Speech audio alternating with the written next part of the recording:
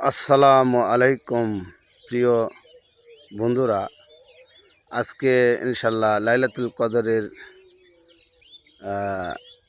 দিন।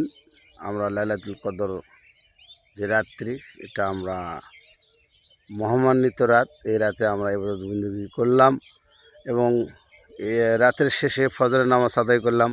আলহামদুলিল্লাহ, আমাদের রোজা, ইফতারি এবং সেহরি আল্লাহ পাক কবুল করুক এবং আমাদের বিগত জীবনের জিন্দিগির যত গুনাহ করেছি আল্লাহ পাক মাফ করুক।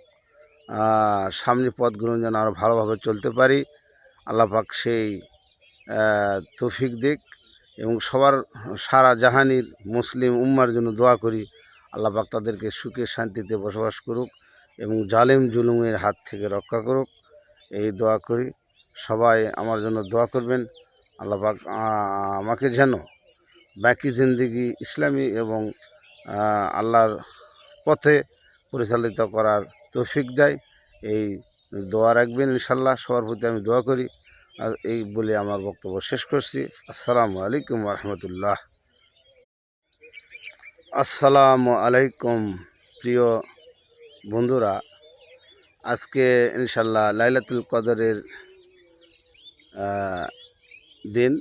আমরা লাইলাতুল কদর যে রাত্রি, এটা আমরা মহামান্বিত রাত। এই রাতে আমরা ইবাদত বন্দেগী করলাম এবং রাতের শেষে ফজরের নামাজ আদায় করলাম।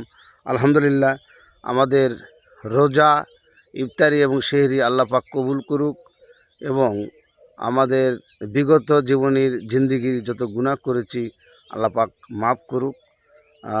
সামনে পথগুলো যেন আরও ভালোভাবে চলতে পারি, আল্লাহ পাক সেই তৌফিক দিক।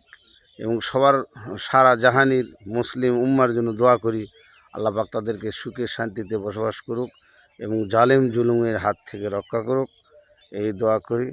সবাই আমার জন্য দোয়া করবেন, আল্লাহ পাক আমাকে যেন বাকি জিন্দিগি ইসলামী এবং আল্লাহর পথে পরিচালিত করার তৌফিক দেয়, এই দোয়া রাখবেন ইনশাল্লাহ। সবার প্রতি আমি দোয়া করি। আর এই বলে আমার বক্তব্য শেষ করছি। আসসালামু আলাইকুম রহমতুল্লাহ।